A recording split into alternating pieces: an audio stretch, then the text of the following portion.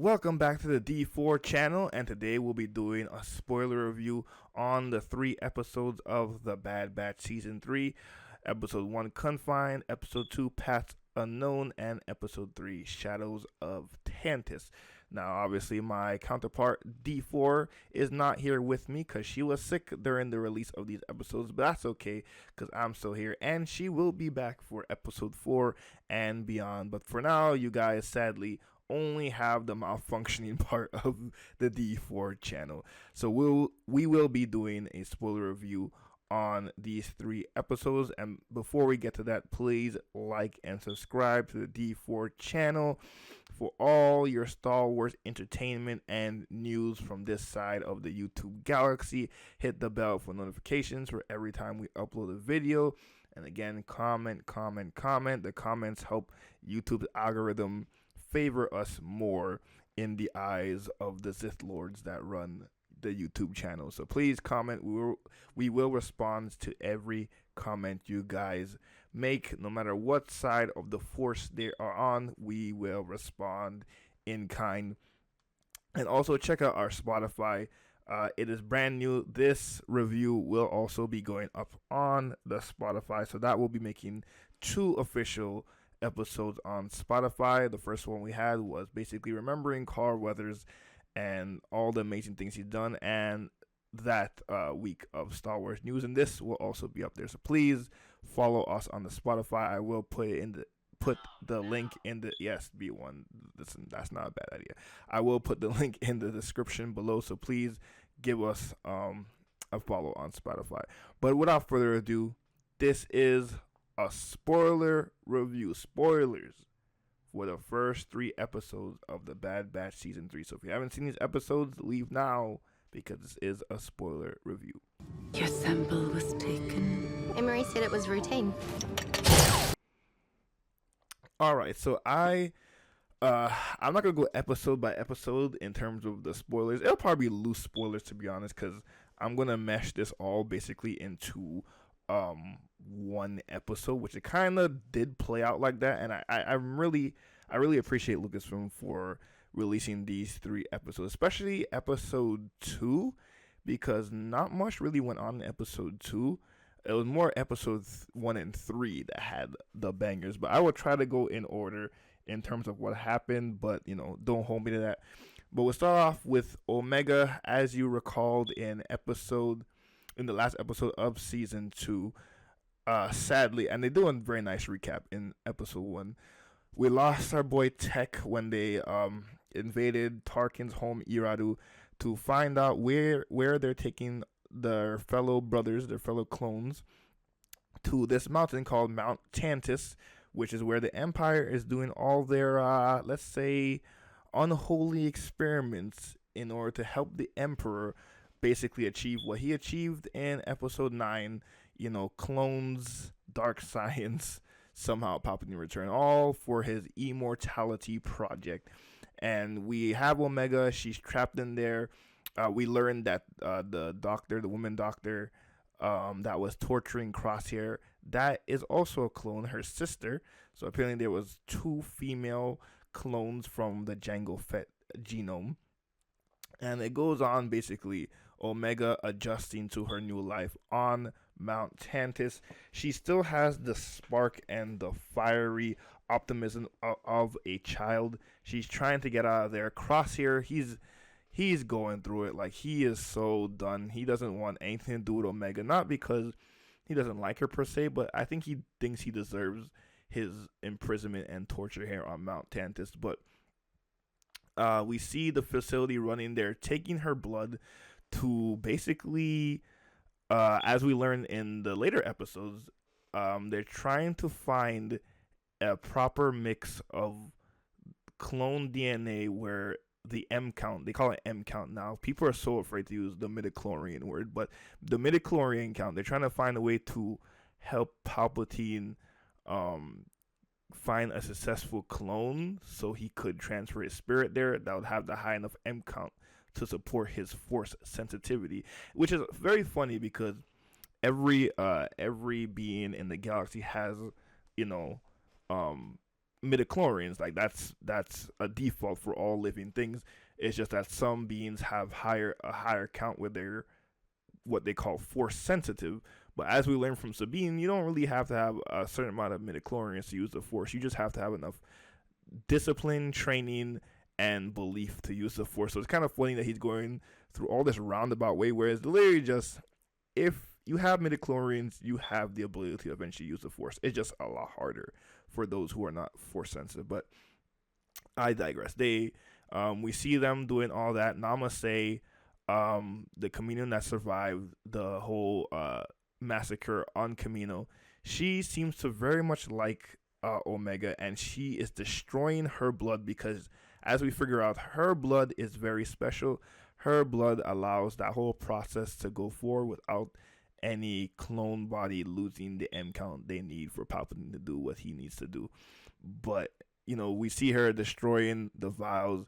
I love Omega's connection with the creature. I forgot what she called it, but that creature dog in the cell, and just seeing she's been there for a while, because it starts off like maybe like I want to say like 4 days before she got took to Mount Tantus, and I think she's been there for like 6 months. We see her hair grow out. She made this straw like doll, kind of mimicking the one she had on the ship with the Bad Batch.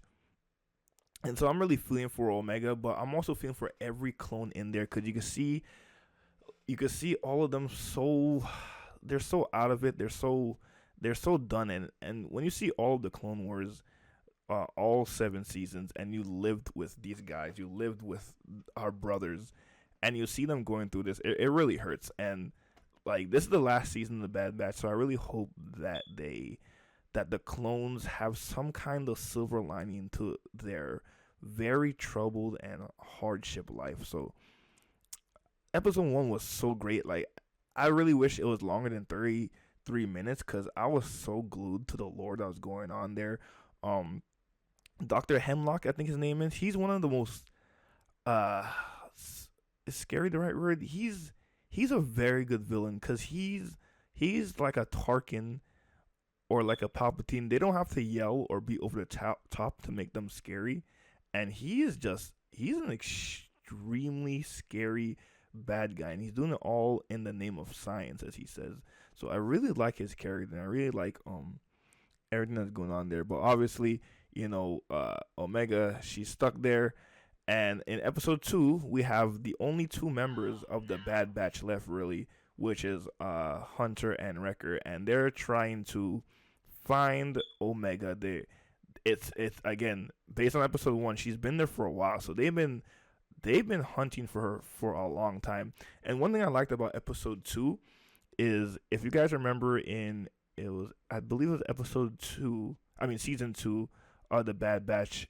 It was considered a filler episode at the time, but it was this Deberonian they met that temporarily took over Sid's place in Ord Mantell, and that episode could very well be a throwaway episode. But what I like about it is he shows up again in episode 2 with his, I believe, mother, and on their planet, and Hunter and Wrecker captured a Pike member, the one who took his horn, I believe, in that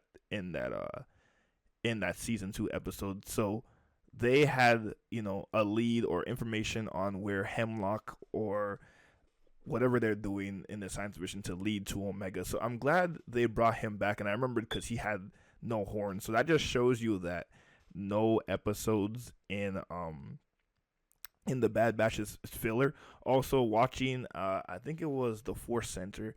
And this going through my head, they were talking about what if they turn the Zillo Beast that they met in season 2 against like the Mountain for them to destroy this. And I was like, that would be very cool, and that would show Star Wars fans, because a lot of people complain about a lot of Bad Batches filled with fluff that no one cares about. They just want to get to the heart of it. But I enjoy all of that, because it develops the world, and clearly, and again, Dave Filoni works on this. So like in Rebels, like the space whales could have been a filler episode, and everyone was talking about it being a filler episode, and then the space whales became the main plot on why Thrawn got taken out in the first place, and you have the development in this so-called filler episode. So I'm glad that clearly he's paying attention to every episode he's doing. So I thought that was cool.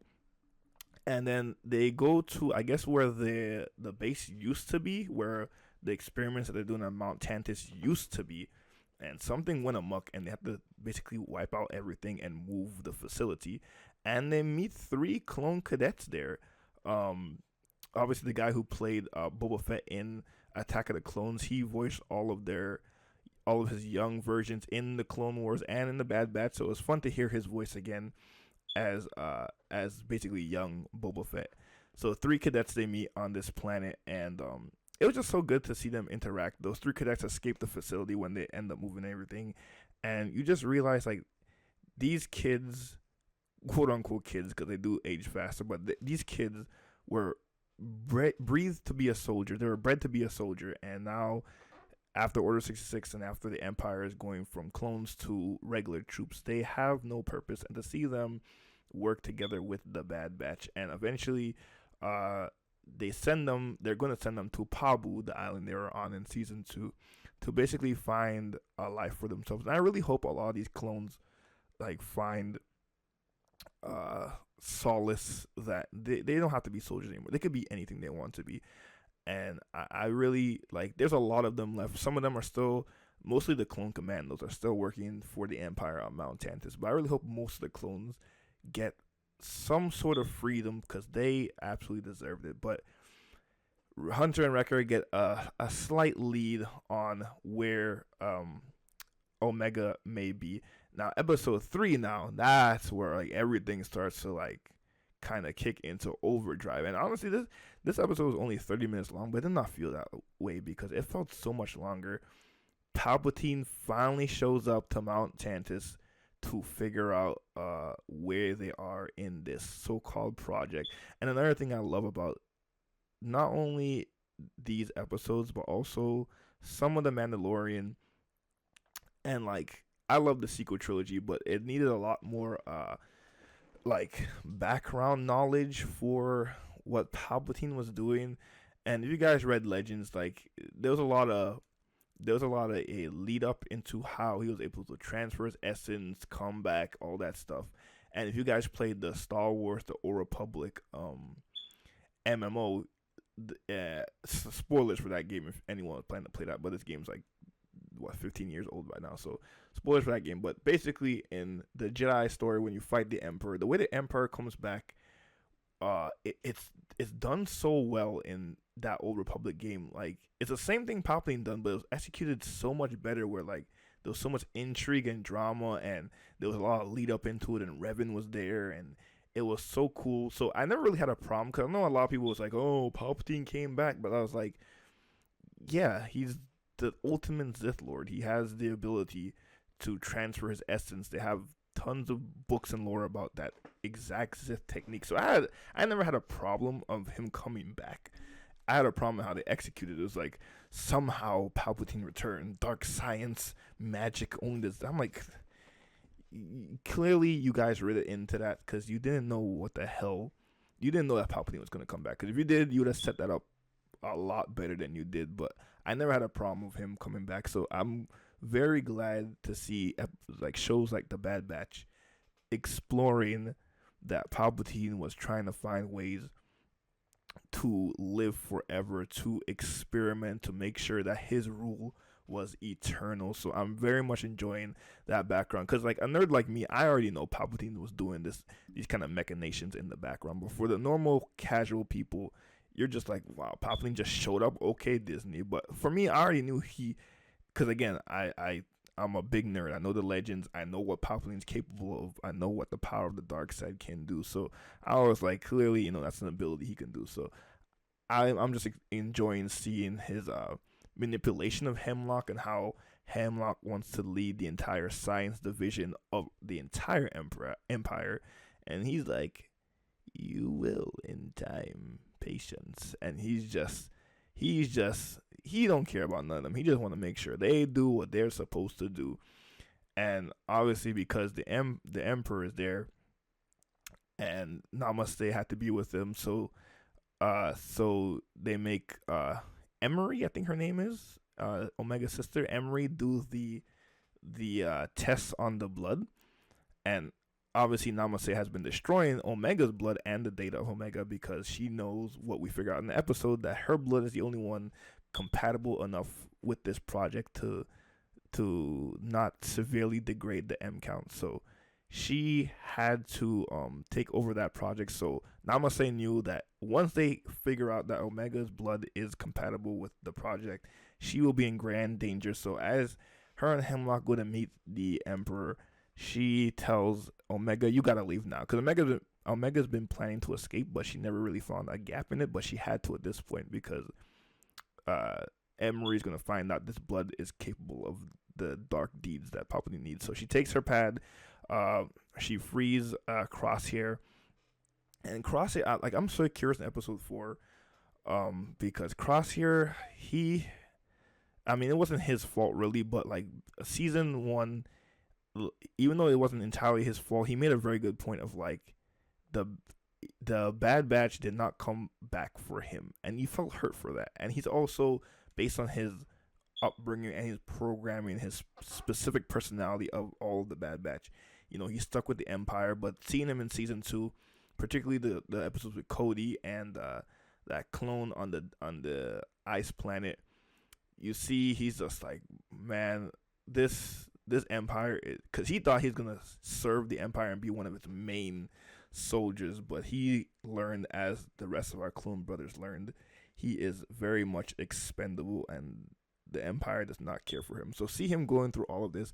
I'm very curious to see how he interacts with Hunter and Wrecker when they meet again, and I'm really curious to see his reaction when he learns that Tech is not there anymore, because Omega did make a comment about Tech.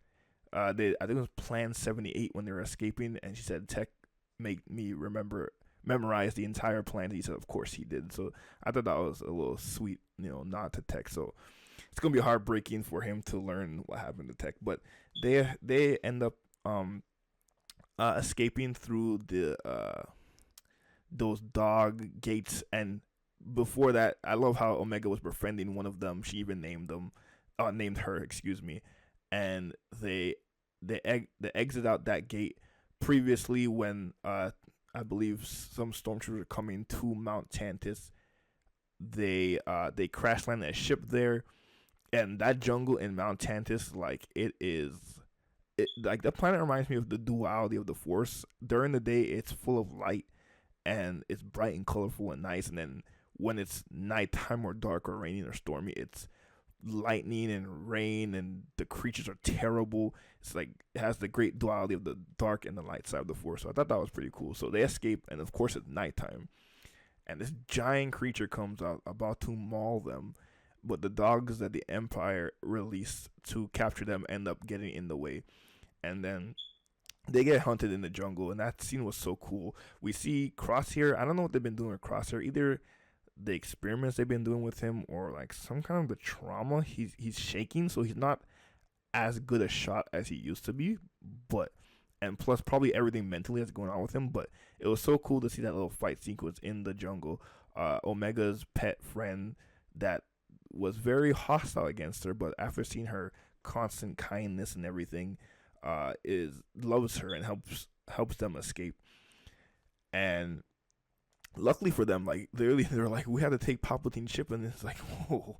I was like, whoa, don't even attempt to do that. If you try to take that man's shuttle, that's a wrap. But luckily for them, as they were escaping, Palpatine also left at the same time, which like had my anxiety going on crazy, because like, oh my god, if Palpatine's here, this might not go out well. But surprisingly, it went out pretty well. Now Hemlock was willing to shoot them down, and I love how they do the episodes where they like, it's almost like a timer. They have the blood on this like wheel, and it cycles through the clone's blood. So like every time, and it makes sure to let you know where Omega's blood is. So during the course of the episode, it would cut back to that wheel spinning around until it gets to her blood. So I love that like little timer the episode had on it. And by the time it got to her blood, and Emery saw, oh my god, her blood is compatible to not severely degrade the M count for the cloning that Palpatine wanted to do. Also, I wanted to know what Palpatine was looking at when he went in there.